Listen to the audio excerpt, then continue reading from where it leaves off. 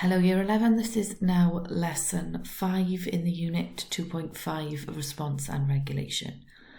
In the last lesson of this unit we were looking at hormonal control, particularly in respect of controlling blood sugar levels, and in today's lesson we're going to have a look at how we keep our temperature constant.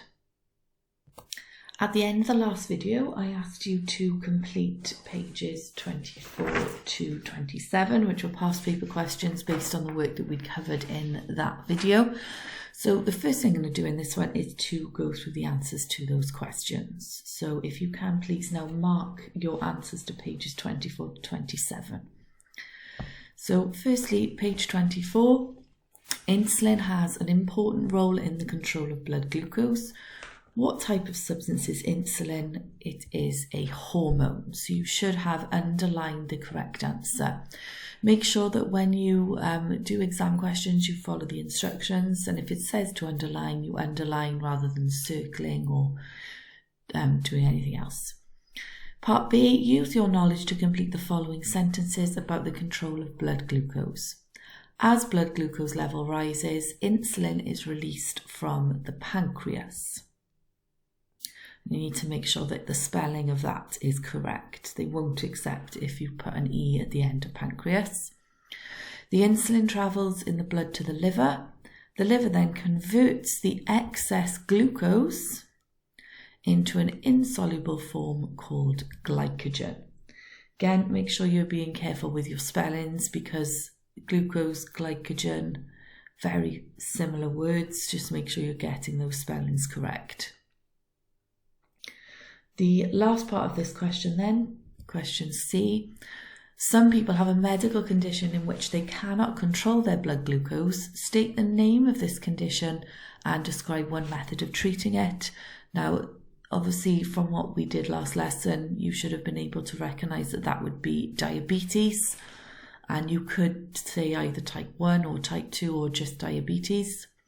And to treat diabetes, we would need to say that they would either have to follow a low sugar or carbohydrate diet, or take injections or shots of insulin, or use an insulin pen or an insulin pump, or potentially a pancreas transplant. They won't accept you just to say that they would need to take insulin or take tablets. It needs to be a bit more specific. Can you now give yourself a mark out of 6 for that question, please?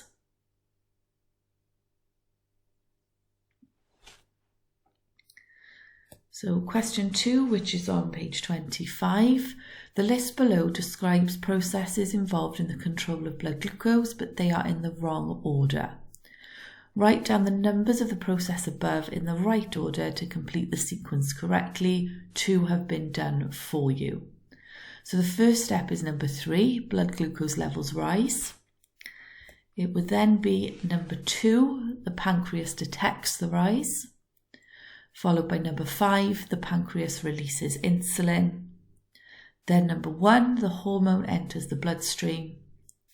Number 6, the liver turns excess glucose into glycogen. And finally then number 4, the glycogen is stored. For that question, if you had 4 correct, it would give you 3 marks. 2 or 3 correct is worth 2 marks, and only 1 correct would give you 1 mark. Part B, state the name of the substance in urine which shows a person may have diabetes. So we looked at how you would test urine with 2 different methods in the last video. We talked about using Benedict's solution and using Clini sticks, but both of those would be detecting glucose within the urine.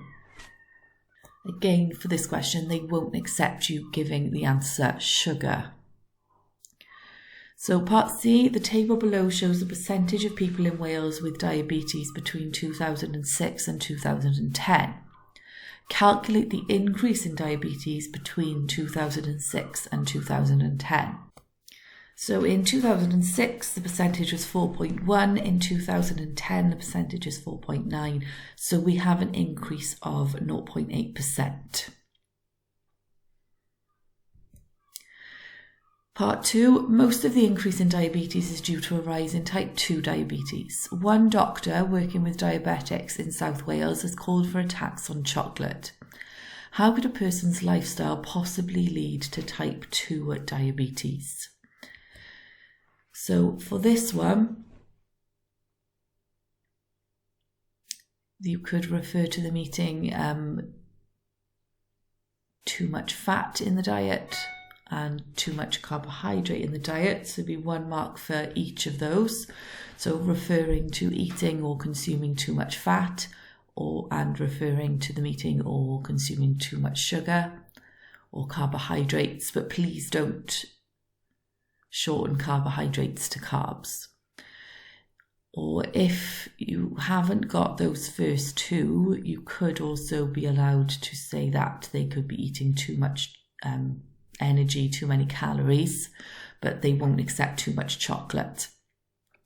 And the third point then could be that they could be having a lack of exercise. So they're leading a sedentary lifestyle, not enough sport, not doing enough exercise, not moving enough, which obviously those things will lead potentially to obesity and type 2 diabetes.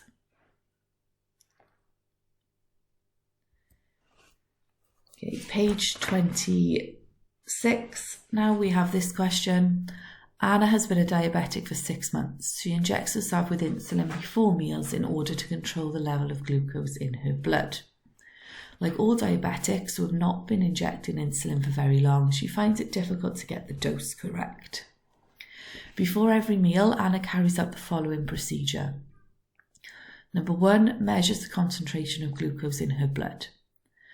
Number 2, estimates whether the meal she's about to eat has a high, medium or low level of glucose. Then she will inject insulin. The dose depends on the level of the glucose in the meal that she's going to eat.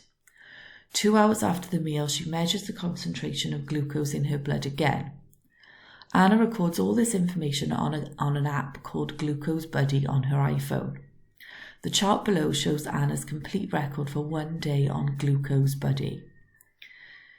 So if we look at the graph, we've got her breakfast, midday meal, evening meal and supper. And for each of those meals, they're giving you the blood glucose before eating, the insulin dose that she has taken, and the blood glucose level then 2 hours after eating. So for the first question, which meal of the day did Anna estimate contained the lowest level of glucose? Give a reason for your answer. So it would be the midday meal. So if we look back at the graph, the reason that she estimated that contained the lowest level of glucose is because she has then taken the smallest dose of insulin. So the black bar is the lowest. So it's the midday meal because she's taken the smallest or the lowest amount or dose of insulin. Not for you to say that it had the lowest level of glucose, sugar or carbohydrate, because you can't really tell that from the graph. Anna tries to keep her blood glucose level below 8 units. So using only the chart and the information opposite suggests reasons why her blood glucose level was still 15 units 2 hours after she ate her evening meal. So if we look back at the evening meal,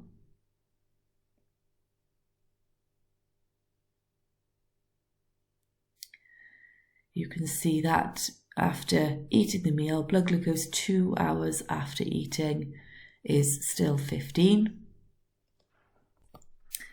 So when we're looking at these numbers on the y-axis, AU stands for arbitrary unit. So it's just allows you to compare the levels of the insulin dose and the glucose on the same graph. So if we go back to the answers, so why her blood glucose level was still 15 units 2 hours after she ate her evening meal was because she obviously has underestimated the amount of glucose, sugar or carbohydrate in the meal. So there was more glucose than she thought there would be. So she has injected too little insulin. So the first mark is for saying that she's underestimated the amount of sugar in the meal, and the second mark for saying that therefore she's injected too little insulin. How does insulin lower the level of glucose in the blood? So this is at the top of page 27. It changes or converts the glucose into glycogen. And you need to be careful again with spellings there. And it is then stored in the liver.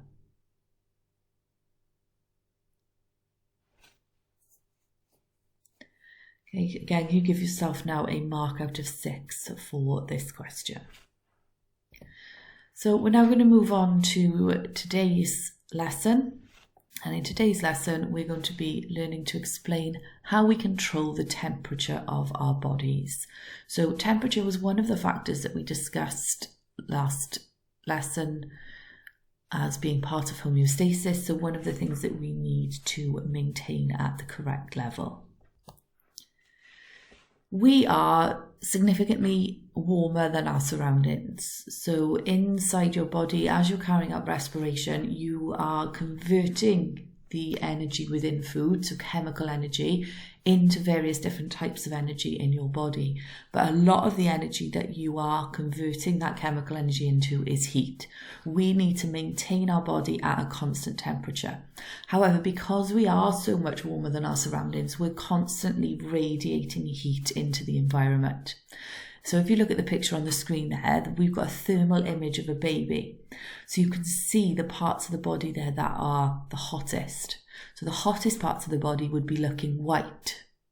So you can see that obviously under the arms, in the belly button and around the head area are very warm parts of the body. Okay, then the scale goes from red to yellow, green, blue to purple.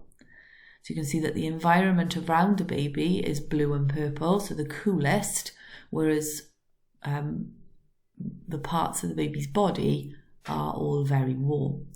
So because of that, we will constantly be emitting and radiating heat from our bodies.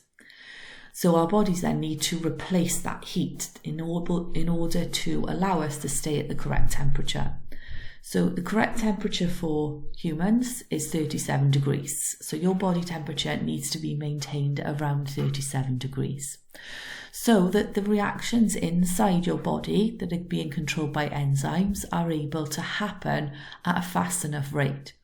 So if we have a body temperature lower than 37 degrees, the enzymes will lack energy and they won't be able to catalyze reactions fast enough. Which obviously includes reactions like respiration, which are key to keeping your cells alive. If your temperature becomes too high, so the other end of the scale, enzymes will start to denature and their shape will change and no longer be able to catalyze reactions, and the body would stop functioning. So it's really important that we keep our body temperature at 37 degrees. That is controlled by an area in the brain called the thermoregulatory center. Okay, so if we break that word down, obviously when you look at this word, the first part of the word is therm. So anything with therm is related to heat. Think about thermometer, thermal, those sorts of words. And regulatory would just means to regulate. So the thermoregulatory center regulates the amount of heat in your body. So there are receptors in the thermoregulatory center. So if we think back to the first lesson, receptors are cells which are able to detect changes. So the receptors in the thermoregulatory center are sensitive to the temperature of the blood flowing through the brain. So they will monitor the temperature of the blood flowing through the brain. If it's going too high or too low, they will send messages to other parts of the body telling them to do something about it. So most of those messages will be sent to one particular part of the body which has an important role in maintaining your body temperature, and the organ that is concerned with maintaining the temperature of your body is your skin. So this diagram here shows you a cross section of what your skin would look like.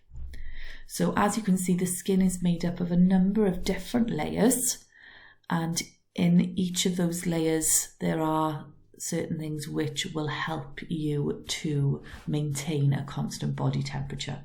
So the receptors in the thermoregulatory centre will send a message to the skin, and that will then act to either increase or decrease your body temperature. So as we're going through these parts, we'll think about how they are helping to maintain a constant body temperature. So if we start with the top left-hand corner, we've got all the words down at the bottom. So the top left-hand corner, we're going to put the name in the top of the box and then say what it does in the bottom of the box. So this is a blood vessel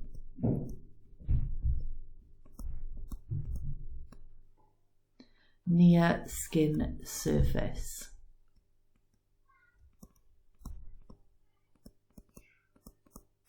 So what the blood vessels can do is they can become narrower or wider depending on whether you are hot or cold. So can become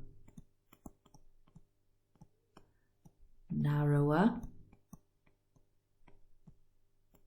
or wider.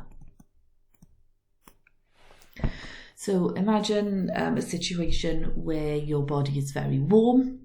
The blood vessels will widen, more blood then is able to come to the surface of the skin, and that allows then more heat to radiate out of the body. When you've done sort of strenuous exercise and you may be quite warm, you will often look red, and that is because those blood vessels have widened. If you're very cold, the opposite will happen. The blood vessels will become narrower. There will be less blood then getting to the surface of your skin, and that will reduce the amount of heat loss. The next label then, for this one, this is your erector muscle.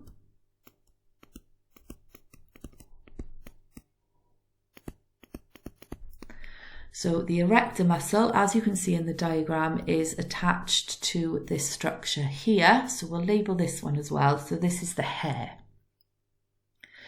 So all over the surface of your skin, you have little hairs. So what the erector muscle does will be to control whether that hair is standing upright or lying flat.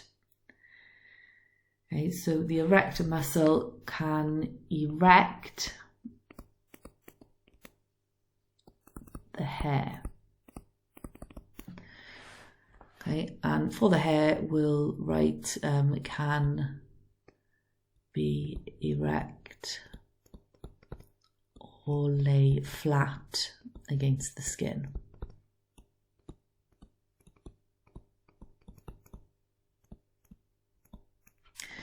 Okay, so the hair can either lay flat or be erect. Obviously, when the hair is erect or standing up, it will trap a layer of air at the surface of the skin, which will then reduce the amount of heat being lost.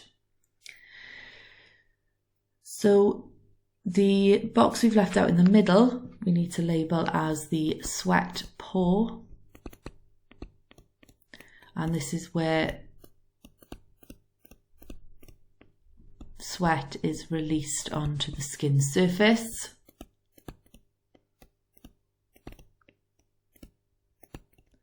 Okay, so the sweat pore releases sweat onto the skin surface.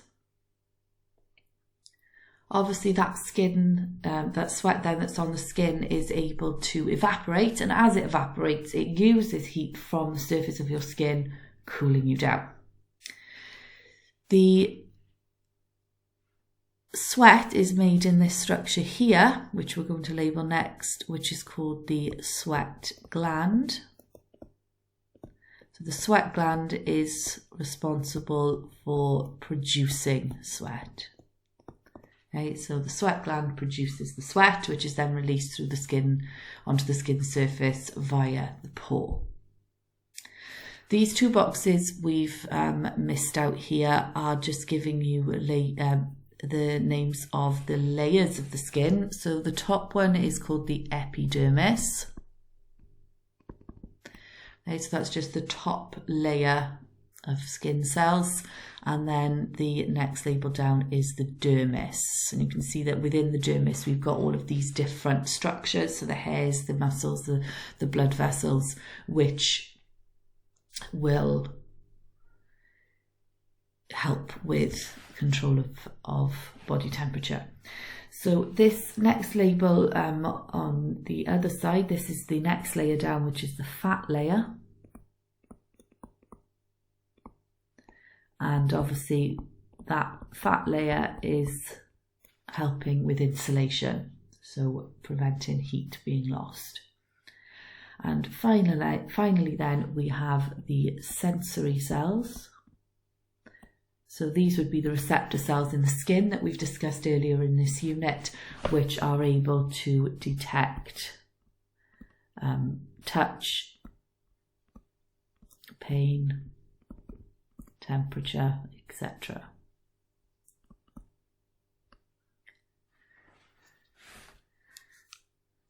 So that's all of the different structures that you would find within your skin, and as you can see, most of them are concerned with control of body temperature. So when we think about how the skin reduces heat loss, we've mentioned a number of different things there. We've said that it will narrow the blood vessels, so there's less blood getting to the surface of the skin. The body hairs will stand up so that they're trapping a layer of air using the erector muscles. With regards to sweat, obviously, if you are trying to maintain body temperature or trying to increase body temperature, you will release less sweat. Also, if you're cold, reduce heat loss or increase heat production, you will shiver. So underneath the skin there are little muscles which will contract and relax, releasing heat to try and increase your heat. Number two then, when we're thinking about losing heat, so if we're too warm, the opposite will occur. The blood vessels will get wider, the hairs will lie flat, you'll produce more sweat, and obviously you won't shiver. You have all this information now on page 29 in your books.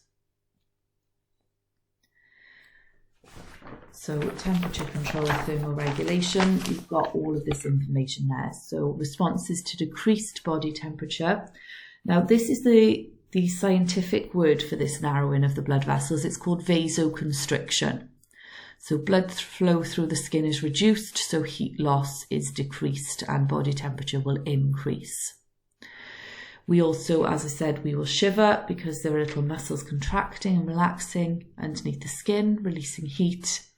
And the body hair will rise away from the skin, trapping a layer of air next to it because erector muscles are contracting. Increased body temperature then, so the opposite of vasoconstriction is vasodilation. So that's the widening of blood vessels. Blood flow is increased and more heat is lost through the skin. So nerve impulses from the thermoregulatory centre, as I mentioned earlier on, how they manage to widen the blood vessels is to send information to muscles in the walls of blood cells, stimulating contraction and causing them to narrow. When the muscles relax, the blood vessels then will widen. Sweat is produced. So heat from the body evaporates the sweat, and obviously when we're hot, more water is lost. So we need to remember to take more water in. So we're sweating a lot, we're going to need to take more water in to replace that water that we're losing. And then finally, body hair lies flat against the skin, preventing air becoming trapped next to it. So the erector muscles in this case will be relaxed and the hair will be lying flat against the skin. Okay, right, what I'd like you to do now is to pause the video, use this information we've just gone through to complete page 30, which is just sort of an overview of all of these different methods of maintaining body temperature, and then also do the exam questions that are on pages 31 to 34. So pause the video now and answer those questions, please.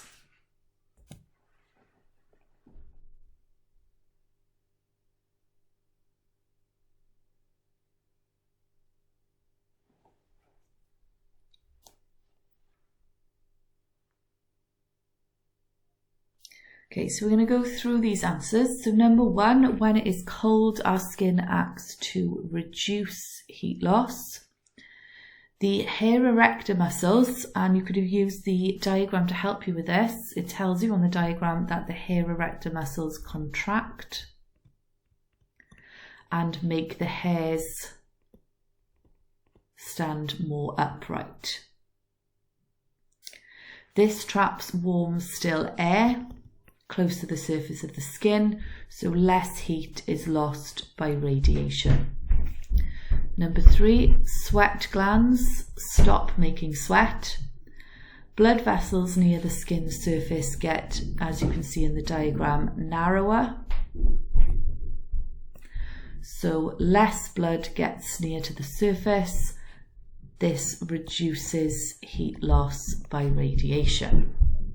The other side then, when it is hot, our skin acts to increase heat loss. The hair erector muscles relax and make the hairs lie flat against the skin. Less air is trapped near the skin surface. More heat is lost by radiation. Sweat glands make sweat. This evaporates, cooling the skin surface. Blood vessels near the skin widen, so more blood gets near to the surface. This increases heat loss by radiation. So if we move on to the exam questions, the diagram below shows the hairs on the surface of the skin of a cat at different air temperatures. So when the mean air temperature is 6.4, the hairs are standing upright. When the mean air temperature is 22.7, they are flatter. Name the structure in the skin that raise each hair to the position shown in diagram A, the erector muscle. Part B, explain why the skin in diagram A loses less heat to the air than the skin in diagram B. So number 1, the hairs are erect or raised or stand up. Number 2, that traps a layer of air, so more air is trapped. And then number 3, that layer of air acts as an insulator, or you could say that it lets less heat pass out. It's harder for heat to escape. Obviously, you can't see that no heat passes out because some still will. It's just reducing the amount. They will allow you to use the obviously reverse explanation. So hairs lying flat means there is less air trapped, which lets more heat pass out. Question C, state 2 other ways in which the skin reduces heat loss from the body. So any 2 from vasoconstriction. So these are the examples that you have on page 29. So the capillaries get narrower, and also shivering, or you could say about less sweat being produced. So any 2 from those examples. So if you can give yourself now, please, a mark out of 6 for that question. And then we'll move on to page 32. So on page 32, use the structures named in the diagram above to describe the processes taking place. So the sweat gland produces sweat, or releases or creates sweat, which travels up the sweat duct and onto the skin surface.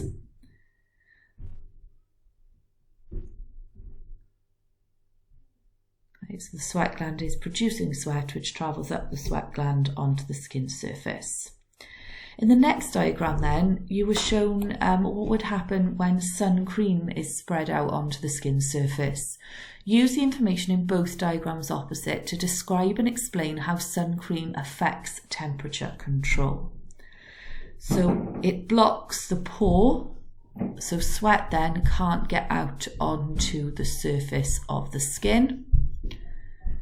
So there would then be less heat loss because less evaporation of sweat can occur. So that's your 3 marks. The pore is blocked, sweat can't get out, so there is less heat loss, so less cooling then because less evaporation is able to occur. Question 3 then, on page 33, we have the skin shown under 2 different environmental conditions. Which of the diagrams, so the question is on page 34, which of the diagrams shows the skin in hot conditions? Would be A. Give 2 reasons for your answer. Number 1, the hair is lying flat or is relaxed. Or you could say that there is sweat on the surface of the skin, so there's more sweat there being produced. But not saying that sweat produced or sweat in the sweat duct, sweat is produced. It needs to be that there is sweat on the surface of the skin, or there is more sweat than in diagram B. Question B. If blood vessels have been drawn on the diagrams, the blood vessels in the skin on diagram B would be narrower than in diagram A. Explain how this helps to control body temperature. So reduced blood flow to the skin would be what would happen, which would reduce heat loss. Okay, obviously you can't say less blood flowing through the body. You've got the same amount of blood, it's just that less of it is being directed to the surface of the skin. So there's reduced blood flow in the skin, less blood in the capillaries, so reduced heat loss. State how structure X on the diagrams above causes the hair to appear as it does in diagram B. So if we go back to the diagram, structure X is obviously the erector muscle. So in diagram B, the hair is standing up because the person is cold. So the erector muscle contracts, which causes the hair to stand up. So again, if you can now give yourself a mark out of 6 for this diagram, and that then brings us up to the end of this lesson on the control of body temperature. Thank you.